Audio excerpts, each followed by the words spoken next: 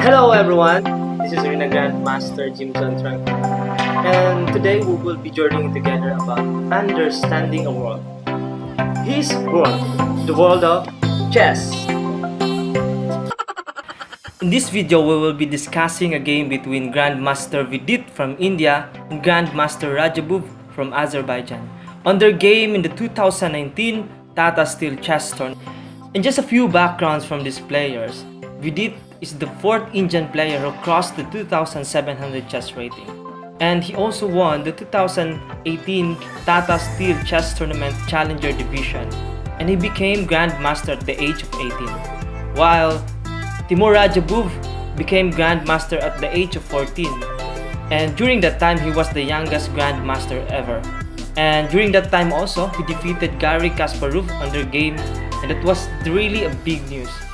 So these players, both of these players are really strong, and we are really expecting fighting chess between these two giants. So what are we waiting for? Check your pieces, punch the clock, let's get started. In this game, we will be mainly focusing on 3 key points. First is the opening transpositions. Second is the flexibility, reminds me of the quote of Bruce Lee. And third is the attacking strategy. So in this game, Radjabov is in the white side and he opened up the position by playing d4. And Vidit replied knight f6. So a development, and at the same time trying to control the central squares. And Radjabov played c4, and we have e6, a very flexible move that can lead to various opening transpositions, like he can play later bishop b4 and the Nimzo Indian, or after bishop b4 d6 queen e7, the Bugu Indian, or the b6 bishop b7 bishop a6, the queen's Indian defense, and c5 a Benani defense, and or the d5, which we did in the game, he played in the game. And after e6, so we have knight f3 and development also, and we have d5. So this is now clear that it is the queen's gambit, and we have knight c3, so at development, and we have bishop b4, so at development also, at the same time pinning the knight, right, and preparing to castle kingside. And Radjabov played queen a4 check, so quite unusual move. The most popular move is the c takes d5, e takes d5, and bishop g5, and usually leads to here and e3, and then after that queen c2 or queen bishop d3 rather. And in the game Aronian versus Carson, you can also play queen a4 check. And by the way, that's also a good instructional and very instructive game. So that's the usual line theoretically. Though the queen e4, it has also some logic, that after that black is forced to play knight c6. There's no other better move, because any move, you will lose your bishop. So knight c6 is the way to go. And we have e3, so it's very interesting also, because white can also play knight e5, but I think it will lead only to a very equal game, like black can capture this knight, or move this bishop d7, and exchange some pieces that lead to perhaps a slight advantage to white. But I think the preparation of Radjabov, he wants to have many pieces on the board. So after that, so that's why he moved e3, and Vidit replied castle. So getting the king safety, and we have queen c2. So after the game, after his role in the queen a4, so he maneuver his queen to another, I think a much better square, and we have rook e8, so centralizing the rook, and after that Radjabov played bishop d2, so getting out of the pin in this diagonal, right? So it's very logical. And also I would like to emphasize that there is other way to equalize as black. I think we can play knight e4, exchange some pieces, but I think this is not the type of, or this is not the plan of black, and both of them wants to have uh, many pieces on the board to have some complicated play and active play. So the black prepared rook e8 and bishop d2 by Radjabov, so getting out of this pin, and Vidit replied bishop d6. So also it's quite the same with the move queen c2. After they are done with their role, and so they maneuver their pieces into other squares. And also this bishop, later if white will castle in this side, then this bishop is very useful in this diagonal, so it's very logical also. So after the move bishop d6, it's very interesting because white played a very quite flexible move. Instead of developing his pieces or preparing to castle, he played h3. So a very flexible waiting move. And after that, Vidit also replied a very interesting same idea, a6. So also a very flexible move, and getting out of the possibility of white also to jump the knight b5, or after perhaps if black will capture this pawn and capture this, and then black has the possibility to play b5. So it's very logical play. And Radjabov played here a3, also the same idea, to get out of the possibility of the knight b4, and also quite waiting move. So after that we have bishop d7, and here we have bishop e2, and black takes the c4, and bishop takes c4, and black move to h6, so a kind of waiting move. And here let's first evaluate the position. You can pause the video and try to evaluate the position. If you are the white side, what will you play, and how will you where will you attack, or what is your plan in this position?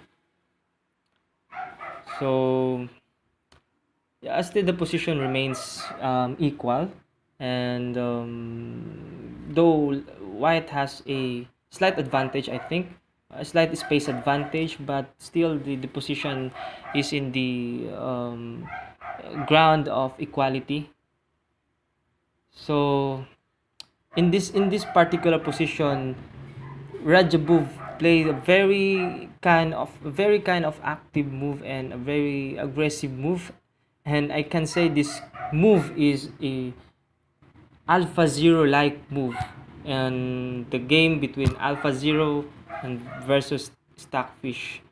So I think most of the human will not really consider this kind of move, and he play very kind of crazy move, g4. So it really goes against the many principles in chess that, do not, you have do not move your pawn in front of your king, though the king is still in the center, but it's, the king, it's very very risky because the pieces also, the black pieces is still in the center, so anytime he can open up the position. So if you are not perhaps if you are not familiar with the game between AlphaZero and Stockfish, you will not consider this kind of move, or I think so. So after that, um, we are expecting really to that black will play e5, and it's very principal move that if you are attacked in the flank, you have to counter in the center.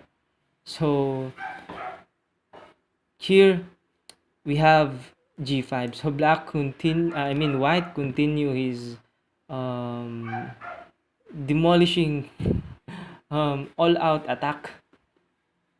So in the king side, and here we have b5. So a countering, kind of counter play, and bishop a2, and e takes d4. So now it is clear that this king will be exposed in the center. So it's very very, this kind of move is kind of very risky, but it's it's very it's very brilliant move.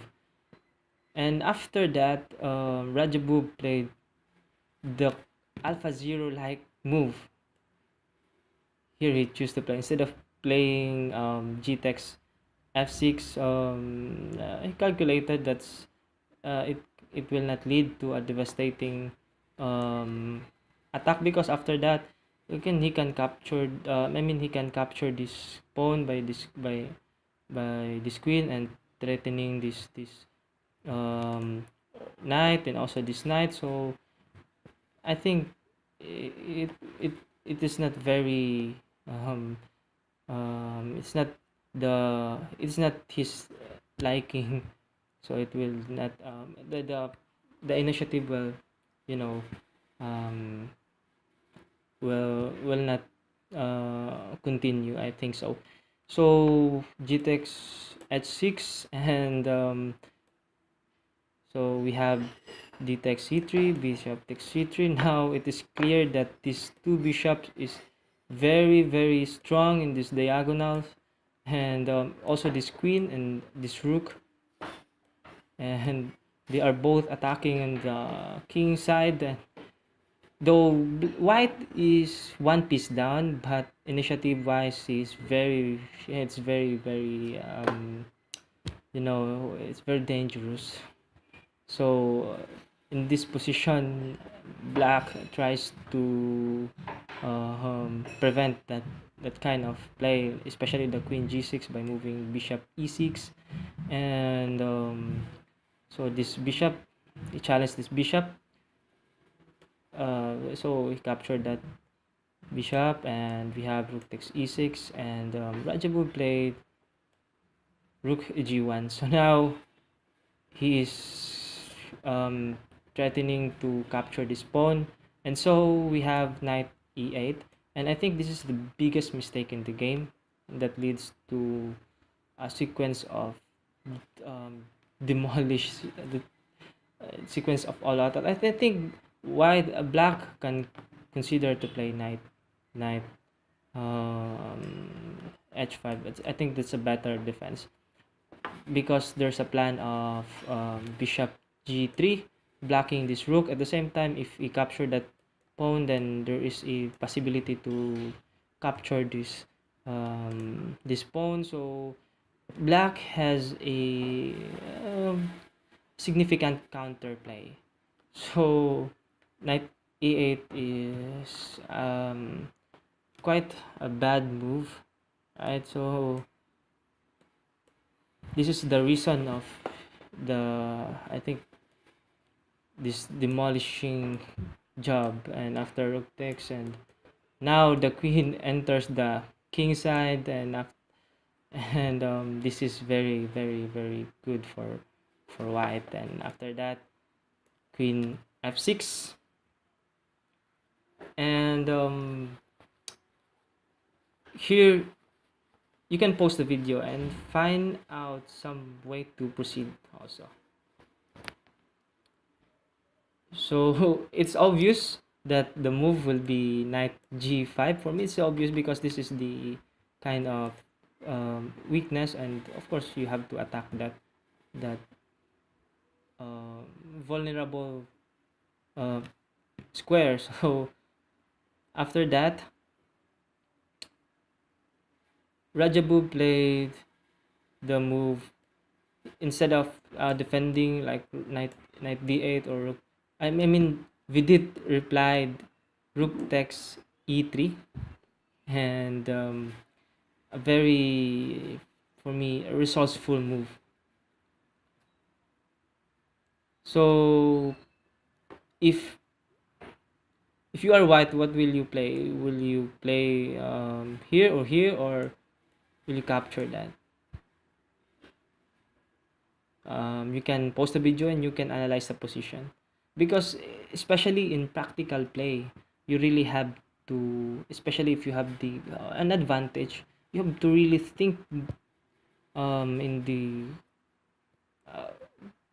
certainly, and analyze all the possibilities, because it's very painful to lose your advantage and eventually lose the game. That's that will really hurt.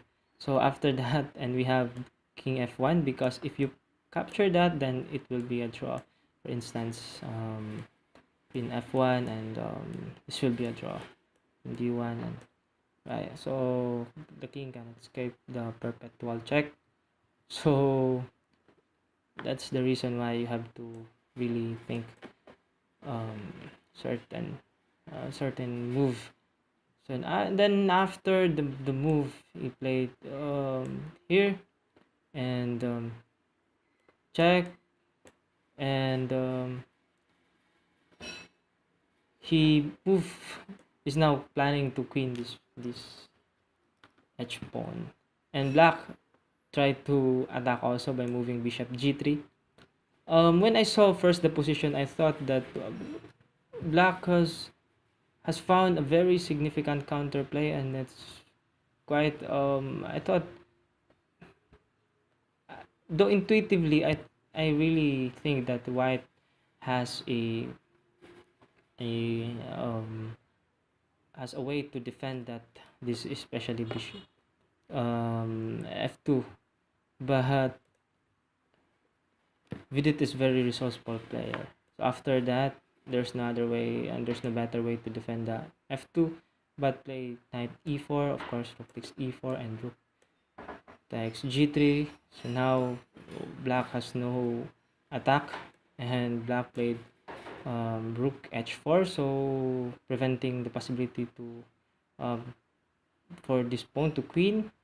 And Radjabov played rook d1, so he is planning, he is making um, a barrier for this king to remain in the center. So after that, he captured this. He captured this pawn. Yes, because it will still, it will queen eventually, or he, after rook e3, and he will be checkmated if he will not sacrifice his rook. And then after that, Radjabov played rook e3, and this is an all-out king hand job. So knight e6, and Radjabov played queen takes a8. So he can also play queen takes h7, but I think it's a better way to continue is queen takes a8. because this queen can enter in this side and demolish and penetrate in the shelter of the black king. And after that, Vidit played rook h8, and Radjabov played queen c6, and here Vidit played rook king f8. So here, if you are in the white side, how will you continue? You can pause the video and really think for a moment. So we have in this position, Radjabov played rook takes e6. So Grandmaster doesn't really mind material. Mainly, they focus mainly on the position. If they found something that can checkmate or has a positional or a big advantage in positions, then they are ready to exchange their material for the sake of for a much greater advantage. So that's a kind of mark of a grandmaster play, and we did capture that rook and offering the exchange of queen. And now Radjabov rook enters the 8th rank by moving rook d8 check and king g8, and Radjabov played queen c3, forcing the move f6, because if he plays king f6, then he can capture the queen and capture the rook, or other move by the king, then this rook will be captured. So f6 is forced, and now queen takes to 7, and here Vidit resigned the game. So that was really a very successful attacking all-out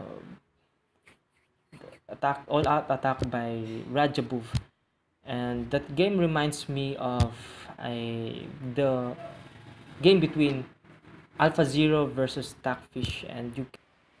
And I think that will be all. Remember those 3 key points. First is the opening transpositions.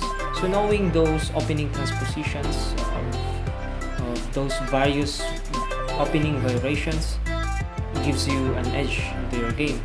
And second is the flexibility. Reminds me of the great Bruce Lee when he said that be water, my friend. It's true. If you put water into a jar, the water becomes a jar. If you put water into a glass, the water becomes a glass. So aside from that, being flexible in your move, it won't reveal also your main plan, your trump card, like that. And third is the attacking strategy. So one way of having an attacking strategy is to have a reference game, and a game between Radjabov and Vidit reminds me of the great game of the Alpha Zero and Stockfish.